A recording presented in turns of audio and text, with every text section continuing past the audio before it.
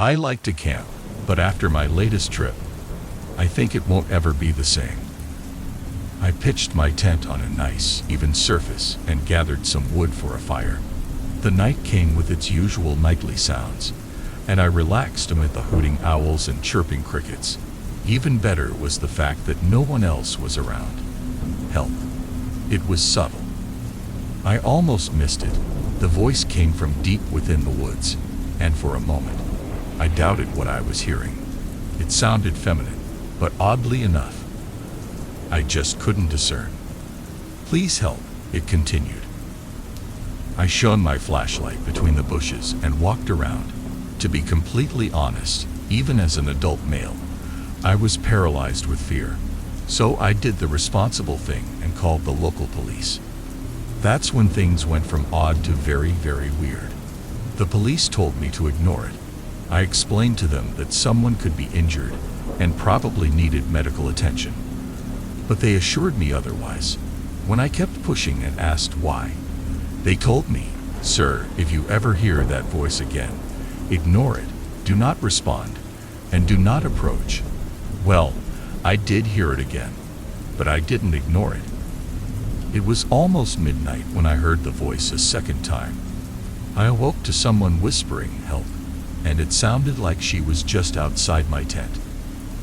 I went out to check, and no one was there, but the voice continued from a distance, "Help, please." Again, I grabbed my flashlight and looked around the area I was camping. I was too afraid to follow the voice into the woods, especially since the authorities themselves avoided it. But I struggled morally, trying to decide whether I should go and help this person or listen to the police, who were concerned for my safety. But then I heard another, different voice. This other voice, which also seemed to be coming from the woods, was an octave lower. Unlike the first one, which cried for help, this one was loud and demanding. "Quiet," the other voice demanded. "No one's going to help you." Once I heard that, I was sure someone was in trouble. I called the police again. When I informed them about a second voice coming from the woods, they seemed even more concerned. They told me that I should pack my things and leave the campsite immediately. They said that hearing the second, more manly voice meant that it was getting desperate. They also said that the two voices were coming from the same person. That part was bizarre and confused me, to say the least. It was at this point I dismissed the police in that area as crazy, but not before telling them off. I got angry. I told them that if they didn't get down here to come and check it out, then I would do it myself. I said repeatedly that a woman could be in serious trouble and that it was their duty to help her, but still, they refused to come. All they kept repeating to me over the phone was, "Do not enter the woods, sir." They seemed more afraid than I was. Once I hung up the phone, I heard the voices again. "Gentle, please, somebody help me." And then a growling, "Quiet, no one's coming." It was a little past midnight at that point. I couldn't live with myself knowing that I had the chance to save someone's life, but instead cowered. So I grabbed some things and ventured into the woods. When I entered the woods, the voices ceased, just like that.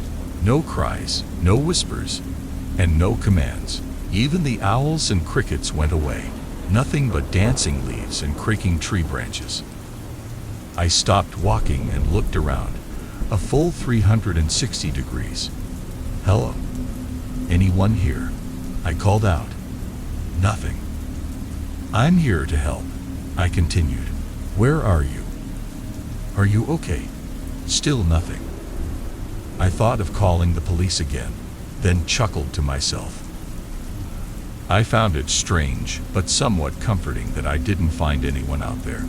Nonetheless, I was still creeped out, so I packed my things and finally left the campsite.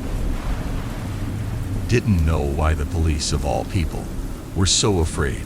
Worst case, someone was in actual danger, and we've all failed them. Best case, morons who think saying, "Help me" in the middle of nowhere is a great idea for a prank. To be honest, when I heard the voice the very first time, I did think it was a joke. When I heard it the second time, along with that other voice, I became a bit more concerned. And same with the third time I heard it in the woods. But when I heard it again a fourth time, a week after I left the campsite, coming from inside my own house, I became very, very concerned. I woke up as we hit a particularly bumpy stretch of ground. I'm a second-year college student, and I was on a trip with a few of my pals into the wilderness to go camping. It went about as you would expect, and was overall a pleasant experience. Dylan was taking us all back home in his van. There was still a sizable expanse of wilderness between us and the city outskirts, which was why I had fallen asleep. And that's when I noticed him. Outwardly, there was nothing really strange about him. At least not that much. He looked like he could have easily been from our group. But he wasn't, because 5 of us had gone on this trip. I did a quick head count, wondering if I was just drowsy, and counted 6. "So, were you?" I asked him. It was odd to see someone new here, but the thing was that I guessed we had decided to pick up a hitchhiker while I had fallen asleep. Lucy gave me a weird look. "You all right there? This here's Grayson. You know him." I turned to him again, wondering if by some odd chance I did know him, and reached the same conclusion I had earlier. I had never seen this man before in my life. And again, we had done head counts regularly, over and over, because Blake wouldn't let us not do them. It was drilled in my head that it only went up to 5. That's it, 5, not 6. And we did this over and over so often there was no way I could be making a mistake. I opened my phone and went through the pictures I'd taken during the trip. No, there was not even a single sight of him at the edge of any frame, let alone a full-blown photo of him. And the most people in any photograph was still 5. Turned to Lucy and said, "What's with this strange joke?" "What strange joke?" she asked. "Why did you pick someone up? And why are you pretending like he's always been here?" Lucy wasn't really one to joke, but I guess this could have been part of an elaborate prank. Lucy frowned. "Who are you talking about?" "Grayson," I hissed as softly as I could. "I know he wasn't here with us before." "What are you talking about?" Lucy asked. "He was here with us the whole trip." Frustrated, I tapped Blake on the shoulder. "Hey Blake, why don't you do another head count?" "Oh, buzz off. I'm serious," I said. "All right. 1, 2, 3, 4. That was my number. 5 came from Lucy. 6, Grayson said. I glared at him again. I knew I wasn't mistaken. Dylan was driving, but he was the most reliable member of the group, so I tapped him on the shoulder. "What happened, mate? What's the deal with Grayson? When did we pick him up?" Dylan frowned. "Bro, he's always been here with us. What are you talking about?" Okay, no, they were definitely gaslighting me. Blake actually seemed to remember something. "Hey, yeah, Grayson's always been here with us, hasn't he? We both went into the bush together, I remember." I frowned as it sounded like he was saying something, but I then turned to see Grayson's reaction to this. He hadn't said a single word at all. He was just staring out the window as if he didn't have a care in the world. He then turned very abruptly and told Dylan, "Hey, could we stop here? I need to take a leak."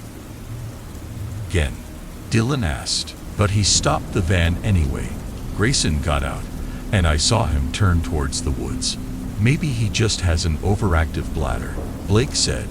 "Wait, you're telling me that you stopped before?" "Oh yeah. Wait, you were asleep, right?" "Yeah. I had to go in the woods, and Dylan had to too," Blake said. I think I began to understand what had happened. I had fallen asleep, and Blake went to go outside, so they stopped.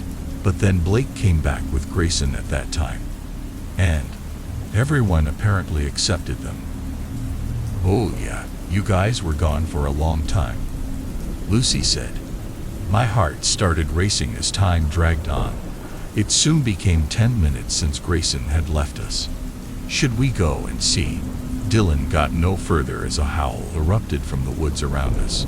It didn't sound like anything I had heard before, rather, a mixture between a grown wolf's and a human infant's cry. And there were more of them. Guys, Lucy said, pointing to a point in the woods where I could make out a pair of orange eyes looking at us before they disappeared so quickly I wondered if it had just been a mirage. Dylan, let's go. We can't leave Grayson behind. Grayson's the one who probably brought those things to us. I said, how come you guys can't see that? Other strange, shadowy figures were there just behind the tree line. I had a feeling that they weren't going to remain behind the tree line for long. Dylan, floor it. This time it was Lucy who screamed, and Dylan started the van. Behind us, I could hear the same strange screams we had heard earlier. We didn't get very far as Dylan stopped. What happened? Blake asked. I don't know, Dylan said. I got out, hence my better judgment, and saw that both of our rear tires had been slashed. Grayson, that snake. And then I saw it, coming out from the trees. A creature that looked almost humanoid, but had a wolf's head. No, I think it was wearing a wolf pelt. It let out a scream, and I dashed back inside. What happened? Dylan asked. That thing you guys let join us slashed both of our tires, I said. The cries grew louder around us, and more of the same figures came out onto the road. I'm typing this as fast as I can on my phone. I have no idea what those things are, but they look like they're ready to tear us to pieces. Lucy's a sobbing mess next to me, and to be honest, if it wasn't her, it would likely be me. But I'm trying to hide how scared I am right now. Won't lie though, I think the end is near for us. We can't drive any further. Any bright ideas on what our next move should be?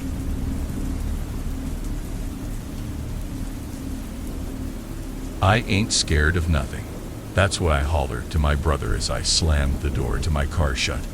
Things have, changed since then. I've changed. I recall his smirk, how he handed over my jacket, the way he rattled off an endless list of things I should be scared of. Skinwalkers and witches and werewolves, oh my. He presented each one as reason after reason of why this idea was stupid, saying I still had time to flake out, save face. I remember rolling my eyes, grabbing my jacket from his grasp, sliding into my car, and yelling that I'm not scared before speeding away towards the darkening outline of the mountains. They stood out stark against the setting sun like teeth. Boy, how I wish I'd listened. I was wrong. He was right. I'm really scared now. Let me back up a bit. It all started about 2 days ago. I was out of my mind depressed, could barely get out of bed, thought about chucking myself in front of cars, over bridges, off buildings, just dying. I thought about dying all the time.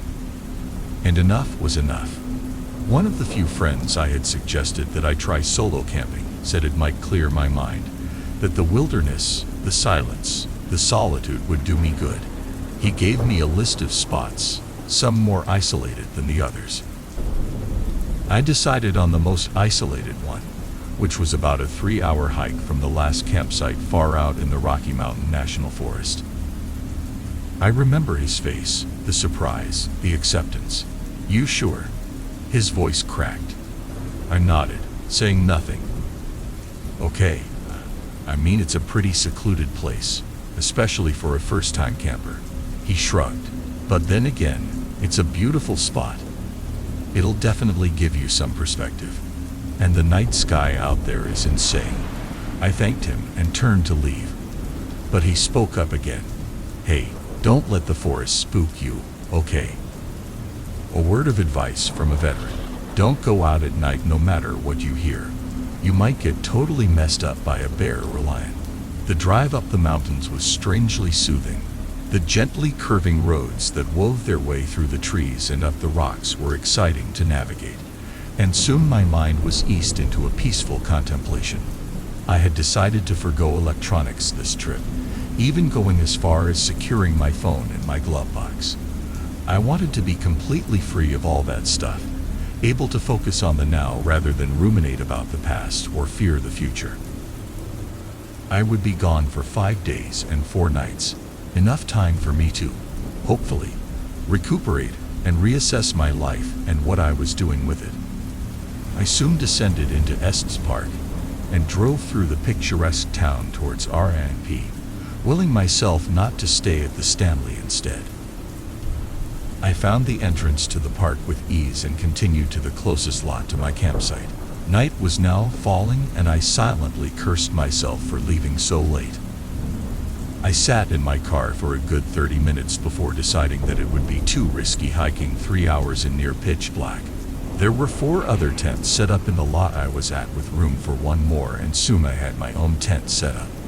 That night passed comfortably.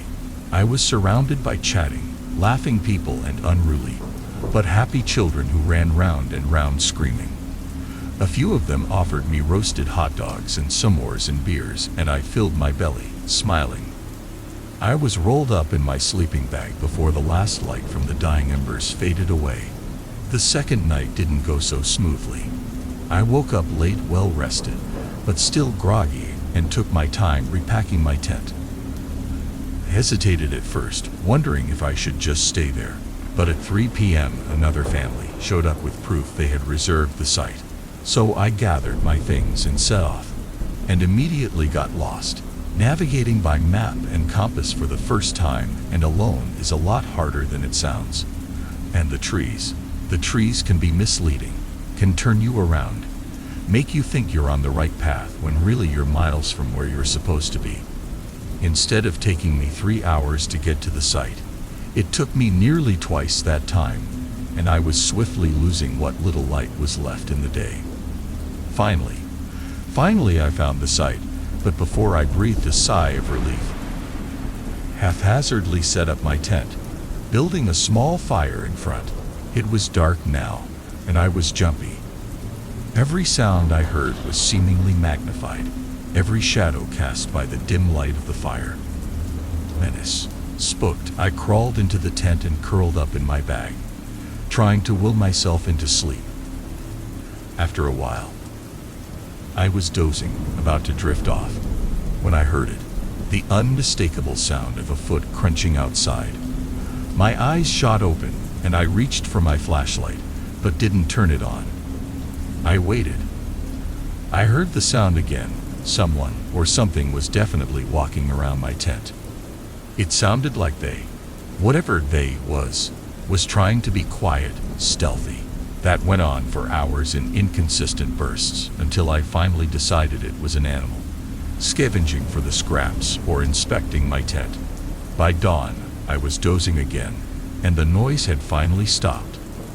I told myself I would sleep for an hour or 2, giving myself time to rest up. I woke up disoriented, exhausted, and started to panic before remembering I was out camping, and that I needed to start hiking back now. But when I exited the tent, saw that the sun was already setting. To say I was upset would be an understatement. I hesitated for a moment, trying to decide what to do. I wanted to go home. I wanted to leave, see how far I could get out there, but deep down, I knew I'd instantly get lost and probably end up in a worse situation.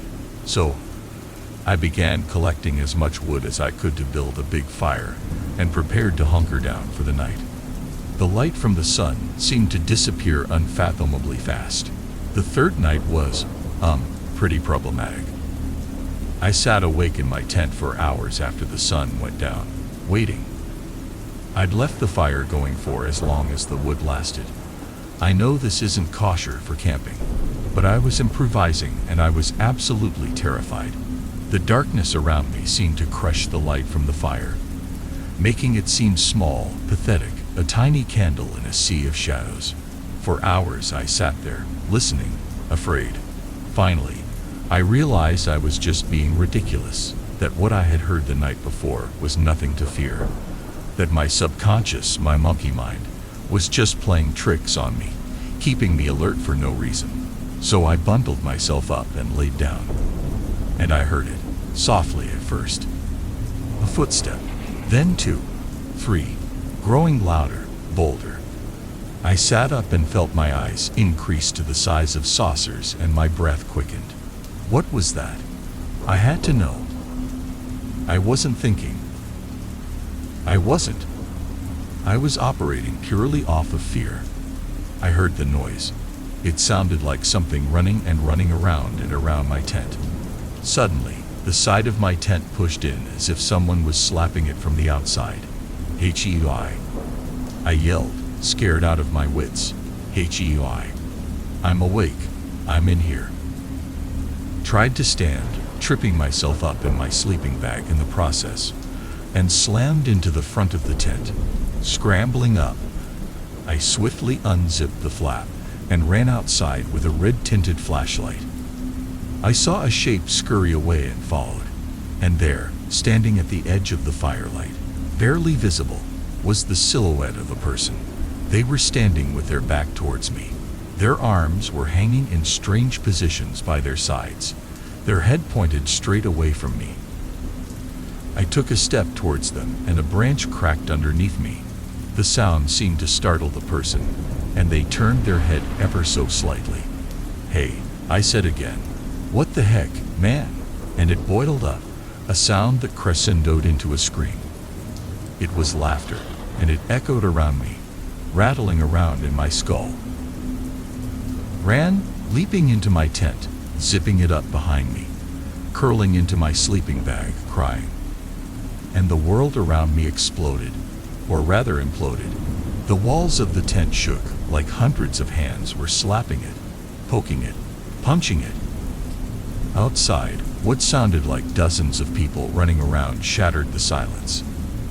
I don't know how or when I fell asleep. I think I fainted.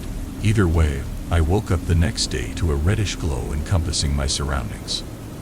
I sat up and ran outside, looking around for proof of what I had heard.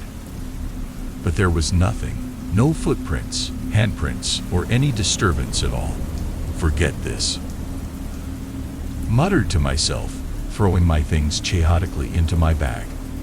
I would leave today, in the dark. I couldn't stay another night here. I was just starting to unpull the tent when I heard it. A sound in the distance, perhaps carried to me by the wind which was picking up around me. Help me. Help me, please. Oh God. Oh God. Help me. I reacted more out of instinct than logic and began running towards the sound before realizing that I, in no way, was in a place to help whoever was screaming. Still, I tried to locate the source of the sound, following the voice for about 30 minutes. "Where are you?" I yelled, looking around me through the maze of trees. "I'm here. Where are you?" Quickly the screams descended into a deep, unsettling laughter. Scared out of my mind, I turned and ran back the way I came. By some miracle, I made it back to my site, grabbed my pack, and uprooted the poles of the tent, thinking that I would just roll it up and carry it back instead of taking the time to fold it neatly and shove it into its bag. Around me, the mountains loomed up like fangs, like I was about to be swallowed whole by a monstrous mouth. As I pulled each pole, the tent fell a little, but it was only on the third pole, about 6, that I realized it wasn't falling fully flat. Confused, I peered into the tent and reeled in horror, too afraid to even scream. There was someone sitting inside, but not just anyone. It was me, sitting there, pallor and bone-thin, a too wide grin plastered on my face. A single droplet of blood rolled down from each eye, which instead of having green irises, were totally, wholly black. Jumped back, tripping over my own feet. Laughter rose up around me, and as I scrambled up, I saw my hand that was not my hand reach out from the tent, followed swiftly by the other, then the head. My face that was not my face looked up at me, still smiling, then laughed again. I screamed, I stood, I ran, and I ran. I didn't even know if I was running the right way. I couldn't even use the sun anymore for guidance since it had almost fully set. I ran without looking where I was going. I kept looking behind me to see if that thing, was following me. I could feel the trees scratching me up, pushing against me like they were trying to hold me back, hold me still until that thing came for me. Suddenly a light flashed in my face and I ran into something solid, something black, something that wrapped around me. I instantly cowered, hiding my face in my hands. Crap. Oh, please God, no, no, no, no. I heard my own voice, terrified, shaking. Hey, calm down. It's okay. You just scared me. Calm down. What's wrong? I looked up and into the worried gray eyes of a human face. The face of a middle-aged man, to be exact. He was holding me up. The flashlight he was using lay fallen at our feet, creating strange shadows behind us. I looked back, fearful of what I might see, but there was nothing, only trees swinging slowly in the slight breeze. Hey, he said again. Was that you? Screaming. I came out here to check. Couldn't speak. I was too terrified. Shook my head. Were you camping out there alone? He asked, letting me go and bending down to retrieve the flashlight. I nodded, then began crying. Hey, it's okay. It can be spooky out here. Come on, my car is right over there. He gestured with his head back behind him. I wiped my nose and blinked, finally finding my voice. Who are you? He gazed at me, then turned away. I'm a park ranger, but he didn't resemble one. He wore a sleek black suit, a black tie, and a white shirt. His shoes were shiny leather, not hiking boots. Come on, he repeated, taking my pack and slinging it onto his back. While doing so, his jacket fluttered a bit, and I noticed what appeared to be a Sig Sauer handgun strapped to his belt. Okay, I said, looking back behind me again. How did you find me? He shrugged. Good hearing. We entered a small clearing, and I saw a matte black SUV with tinted windows, headlights flaring, engine idling, parked in the middle of it. He popped the trunk and tossed my bag in as I climbed into the passenger side seat. He got in the driver's seat and asked me where he should take me. Told him the lot number, and we were on our way. After a few moments, he flipped the cubby between us open and pulled out a bag.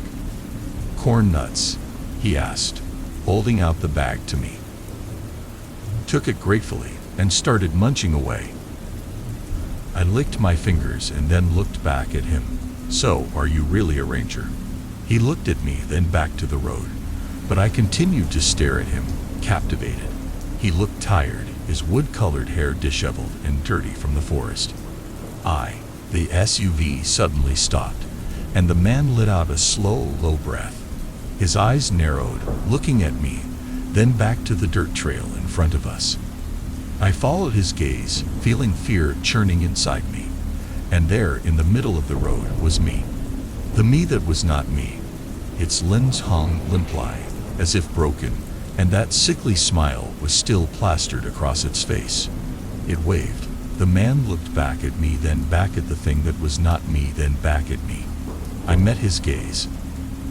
I don't get paid enough for this stuff, the man muttered before slamming his foot on the accelerator straight towards the thing. We both felt the impact. The car bounced over the body, and the man kept driving, but around us, in between the trees, stirred into the darkness. Laughter boiled up, manic and persistent. We reached the lot in silence, bathed in the first light of the rising sun. The man beside me seemed to be deep in thought, distracted. I was still scared but hopeful that whatever that thing was, it was now dead, crushed by the car, or at least so badly wounded that it would soon succumb. The SUV slowed to a stop, and the man popped the trunk and hopped out. He walked to the back and grabbed my pack as I jumped out. He handed it to me, and I took it, then thanked him for everything. No problem, he said. All in a day's or night's work. His lips quivered as if he was about to smile. I turned to leave, but he spoke up again. Hey. I turned to face him again. If you ever want to talk about what you, saw, or, just talk. Call me. He held out a card. Took it and looked down at it. It was matte black and only had a single number written on it. There was no area code. Fan. I began, but I heard a door slam and looked up. The man was already back in his car. He waved at me, then sped off back the way we had come, back towards that thing. I shoved the card in my pocket, climbed into my car, and left, breathing a sigh of relief. I still haven't told anyone about what happened, even when they asked why I refused to go camping ever again. I just shrug and tell them it wasn't my thing, that I prefer a warm bed and the bustling sounds of a busy city. Every so often, though, I'll pull out the card, my fingers lingering over my phone, wondering if I should call, wondering who the man really was and if he'd really be able to explain what happened to me.